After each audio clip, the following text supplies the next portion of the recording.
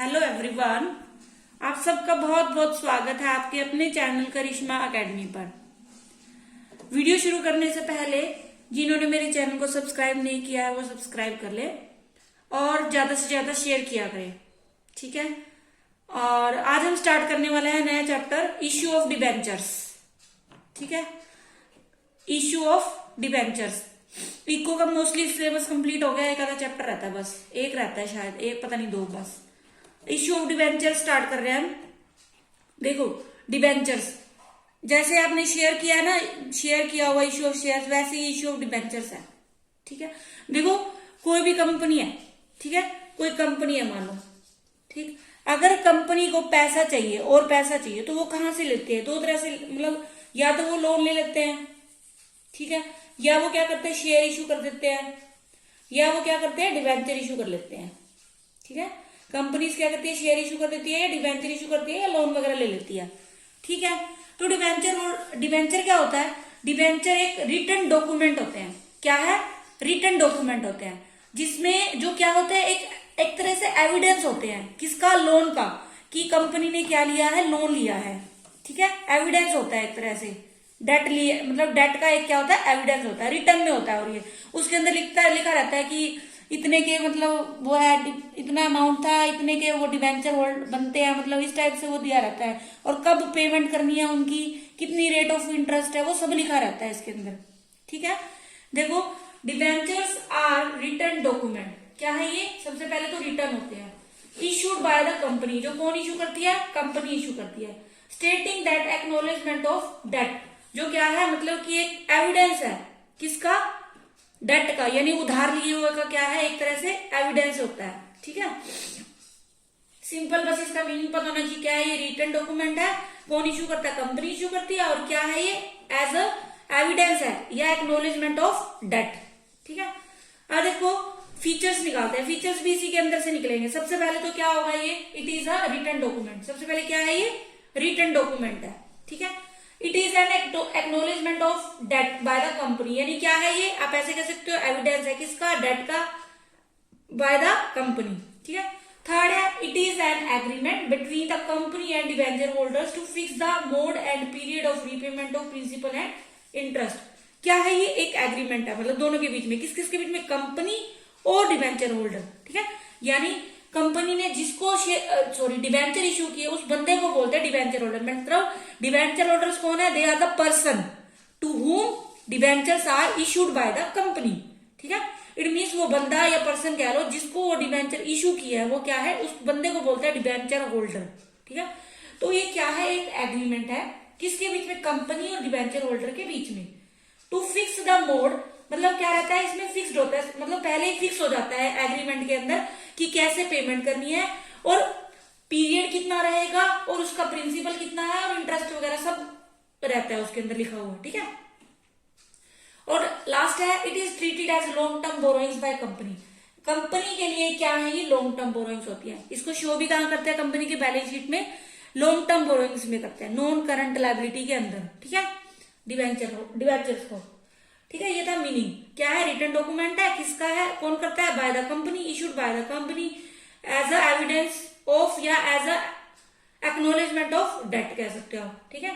ये इसके फीचर होते हैं। रिटर्न डॉक्यूमेंट है, एक्नॉलेजमेंट ऑफ डेट है, एग्रीमेंट है किसके बीच में? कंपनी और डिबेंचर होल्डर के बीच में। और क्या है ये? ट्रीटेड कैसे होता है? लॉन्ग टर्म बोरोइंग्स की तरह होता है, ठीक है। लॉन्ग टर्म डेट कह लो या लॉन्ग टर्म बोरोइंग्स कह लो, ठीक है। अब देखो टाइप्स ऑफ डिबेंचर्स, ठीक है। टाइप्स ऑफ डिबेंचर्स, देखो ये इसके बेसिस है, इसके बेस पे। देखो सबसे पहले बेसिस ऑफ सिक्योरिटी, नाम से पता चल रहा है, सिक्योरिटी के बेस पे। देखो टू टाइप्स के होते हैं, सिक्योर्ड और अनसिक्योर्ड, ठीक है। सिक्योर्ड, अनसिक्योर्ड, नाम से पता चल रहा है सिक्योर्ड, यानी ये वाले इसके मतलब ये सिक्योर होता है। किसके बदले? किसी एसेट के बदले होते हैं, ठीक है। किसी फिक्स्ड एसेट के बदले क्या होता है? सिक्योर्ड होते हैं ये। मतलब मान लो अगर कंपनी लोन नहीं पे कर पाती, मतलब डिबेंचर्स को पे नहीं कर पाती है, तो क्या कर लेते हैं? उसके बदले में उसकी जो एसेट होती है वो ले ली जाती है, आप ऐसे कह सकते हो, ठीक है। और अनसिक्योर्ड कौन से हो गए? सच डिबेंचर्स आर नॉट सिक्योर्ड। देखो नाम से पता चल रहा है अनसिक्योर्ड, मतलब क्या है? ये सिक्योर्ड नहीं होते, ठीक है। और सिक्योर्ड ये क्या होते हैं? सिक्योर्ड होता है किसके? Against any fixed asset of a company, ठीक है। नेक्स्ट है बेसिस ऑफ रिडम्पशन। रिडम्पशन क्या होता है? उनको मतलब रीपेमेंट करना, मतलब उनको चुका देना, आप ऐसे कह सकते हो। ठीक है, रिडम्पशन मीन्स उनको मतलब शोधन करना, मतलब हिंदी में ऐसा कुछ बोलते हैं, मतलब ऐसे क्या होता है, रीपेमेंट करना, उनको वापस करना पैसा, वो होता है रिडम्पशन। ठीक है, तो इसके पेज में भी 2 टाइप्स के होते हैं, रिडीमेबल और इररिडीमेबल। ठीक है, रिडीमेबल और इररिडीमेबल। रिडीमेबल इट मीन्स क्या है, these debentures redeem during the life time of a company. Means ये क्या किए जाते हैं, कंपनी की लाइफ टाइम के दौरान इनको क्या किया जाता है, रीपेमेंट कर दिया जाता है, मतलब पैसा उनका वापस दे दिया जाता है विद इंटरेस्ट। ठीक है, इररिडीमेबल नाम से पता चल रहा है जो क्या होता है, irredeemable debentures are those debenture which are not paid during the life time of a company. ठीक है, मतलब जो की कंपनी की जो उसकी अवधि है, लाइफ टाइम है, उसके अंदर पे नहीं किए जाते। कब होते हैं पे, जब कंपनी लिक्विडेशन हो जाती है, मतलब कंपनी क्या हो जाती है, बंद हो जाती है, खत्म हो जाती है, तब ये पे होते हैं, यानी लास्ट में।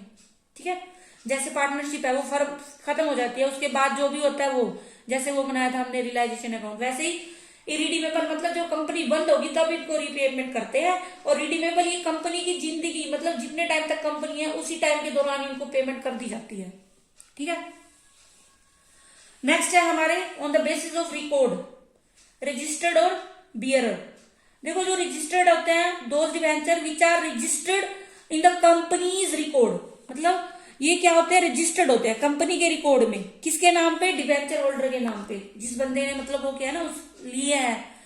ठीक है, उसके नाम पे क्या होते हैं, कंपनी के रिकॉर्ड में ये क्या होते हैं, रजिस्टर्ड होते हैं। और बियरर ये रजिस्टर्ड नहीं होते। ठीक है, किस मतलब कोई भी इनको वो कर सकता है। ठीक है, आगे देखो ये क्या होते हैं, रजिस्टर्ड नहीं होते बस, और ये क्या होता है, कंपनी के रिकॉर्ड में रजिस्टर्ड होते हैं। उसके बाद है बेसिस ऑफ प्रायोरिटी, प्रायोरिटी के बेस पे, मतलब प्रेफरेंस के बेस पे कह लो, फर्स्ट डिवेंचर और सेकंड डिवेंचर। फर्स्ट डिवेंचर में क्या होगा, नाम से पता चल रहा है पहले, मतलब इनको क्या किया जाता है, पहले पेमेंट की जाती है, आप ऐसे कह लो। ठीक है, और सेकंड डिवेंचर को फर्स्ट डिवेंचर को पेमेंट करके उसके बाद उनको पेमेंट की जाती है। ठीक है, रीपेमेंट यानी उनको उनका पैसा वापस दे देना। ठीक है, coupon rate on the basis of coupon rate, coupon rate मतलब इंटरेस्ट रेट ही होता है इसका मतलब। ठीक है, कूपन रेट कह लो या इंटरेस्ट रेट कह लो। स्पेसिफिक और जीरो, मतलब ये क्या होती है, फिक्स्ड इंटरेस्ट रेट होती है, वो क्या होती है, डिवेंचर के आगे लिखी रहती है, जैसे ऐसे होगा 9% डिवेंचर। ठीक है, ऐसे नेम होते हैं, 10% डिवेंचर। ठीक है, ऐसे लिखे रहते हैं, उसको बोलते हैं स्पेसिफिक कूपन रेट डिवेंचर। और ये होते हैं जीरो रेट कह लो या जीरो कूपन रेट कह लो। ठीक है, स्पेसिफिक में उनके आगे क्या रहती है, प्रीफिक्स रहती है जो रेट ऑफ इंटरेस्ट होती है। ठीक है, और जीरो में क्या होता है, कोई वो नहीं होती। ठीक है, इंटरेस्ट ऑफ रेट नहीं, मतलब आगे प्रीफिक्स नहीं होती, आप ऐसे कह सकते हो। ठीक है, नेक्स्ट है on the basis of convertible.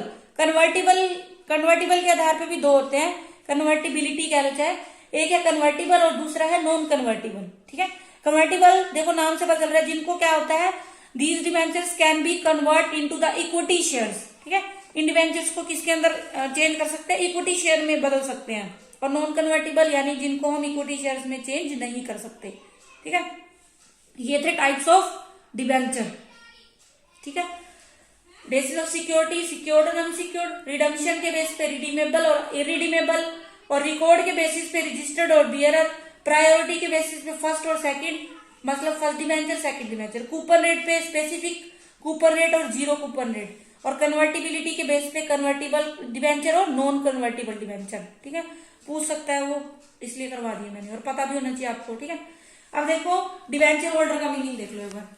Debenture holder अभी बताया था, वैसे मैंने, दे आर द पर्सन्स, मतलब कौन है, व्यक्ति, टू हुम, जिनको debentures are issued by company, जिनको डिवेंचर्स क्या किया है, इशू किया है, उस बंदे को क्या बोलते हैं, डिवेंचर होल्डर्स बोलते हैं। ठीक है, these persons are lender to the company as a provide funds in exchange of debentures issued to them. ठीक है, ये क्या है, कंपनी के लेंडर्स होते हैं। ठीक, क्यों, बदले में क्या करते हैं, कंपनी ये क्या करते हैं, फंड देते हैं उसको, और कंपनी इनको क्या कर देती है, ये रिटर्न डॉक्यूमेंट दे देती है, डिवेंचर्स दे देती है एक तरह से। ठीक है, ये था मीनिंग ऑफ डिवेंचर होल्डर, बस पता होना चाहिए आपको ये भी। अब देखो इसकी एंट्रीज है जो मेन वो करते हैं आप। ठीक है, अब देखो जनरल एंट्रीज है जो, ये आगे काम आएगी सारी। ठीक है, ये स्टार्ट करेंगे, जनरल एंट्री, ठीक है, related to issue of debenture.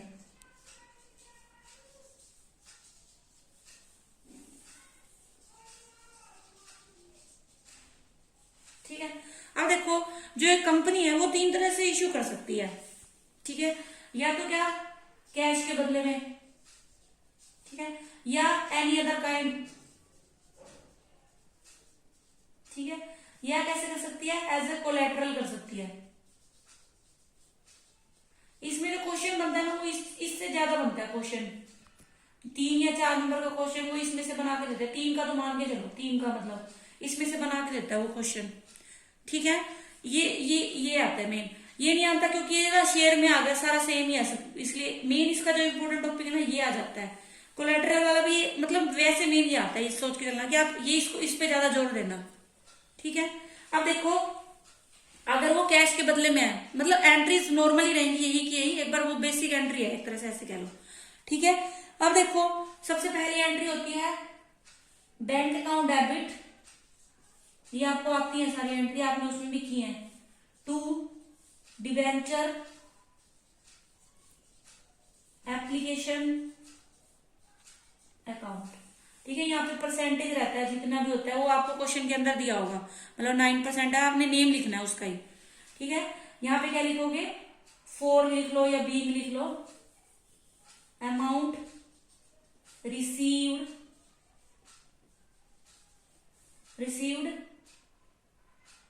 Of application money, ठीक है। ये चीज आपको पता ही है, जो कंपनी है ना जो पैसा मतलब लेती है वो इकट्ठा नहीं लेती, वो क्या करती है किस्तों में मंगवाती है, ठीक है। वो किस्त क्या कौन कौन सी होती है, एक तो एप्लीकेशन होती है सबसे पहली, फिर होता है अलॉटमेंट, ठीक है, फिर होती है फर्स्ट कॉल, फिर होती है सेकंड कॉल कह लो या फाइनल कॉल कह लो, ठीक है, ऐसे मंगवाता है वो, ठीक है। देखो सबसे पहले मतलब जब भी शेयर इशू किए पैसा आता है तो इसके साथ एप्लीकेशन मनी आ जाती है पहले, ठीक है। इन दोनों इनमें क्या डिफरेंस है सब में, देखो इसमें क्या है पहले रिसीविंग की एंट्री बनेगी, जैसे मैंने अभी बनाई bank account debit to debenture application account, ठीक है, और बाद में ड्यू की एंट्री बनती है। लेकिन इनमें क्या है पहले ड्यू की एंट्री बनेगी, फिर किसकी बनती है, रिसिप्ट की बनती है, ठीक है।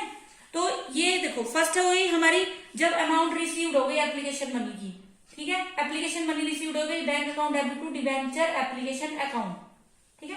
तो अब क्या करेंगे, ये जो अमाउंट आया है हमारे पास इसको कहाँ ट्रांसफर कर देते हैं, डिबेंचर अकाउंट में कर देते हैं। दूसरी एंट्री हमारी क्या होगी, डिबेंचर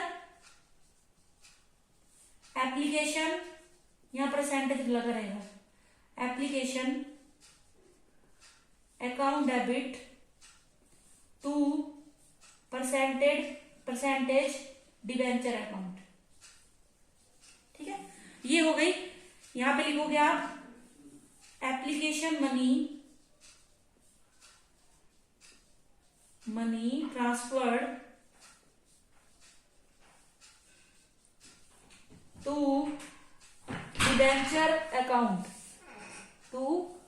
डिबेंचर अकाउंट, ठीक है। ये हो गई एप्लीकेशन की फर्स्ट मतलब एंट्री होगी दोनों। उसके बाद दूसरी एंट्री बनाते हैं हम अलॉटमेंट की। अब अलॉटमेंट में क्या होगा, पहले ड्यू की एंट्री होगी, ठीक है। ड्यू की एंट्री में हम क्या करेंगे, आप करोगे डिबेंचर, वो परसेंटेज मतलब होता है, मतलब वहां पे लिखा रहेगा तो अपने आप ही लिख लेना, ठीक है। Debenture allotment account debit to debenture percentage debenture account, ठीक है। यहां पे आप लिखोगे अलॉटमेंट मनी ड्यू, ठीक है। उसके बाद रिसिप्ट की बनेगी, अब एंट्री क्या होगी, bank account debit to debenture, percentage लगा लेना, डिबेंचर अलॉटमेंट अकाउंट। यहां आप लिखोगे अलॉटमेंट अमाउंट रिसीव्ड, ठीक है। उसके बाद हमारी नेक्स्ट एंट्री बनेगी फाइनल कॉल या फर्स्ट कॉल जो भी रहेगी, सेम वही पहले ड्यू की एंट्री बनाएंगे हम। ड्यू की एंट्री क्या हो जाएगी, percentage debenture first call account debit to percentage debenture account. यहां क्या लिखोगे, फर्स्ट कॉल मनी ड्यू। ठीक है, उसके बाद क्या करेंगे हम, रिसिप्ट की बना लेंगे। रिसिप्ट बैंक डेबिट हो जाएगा, बैंक अकाउंट डेबिट टू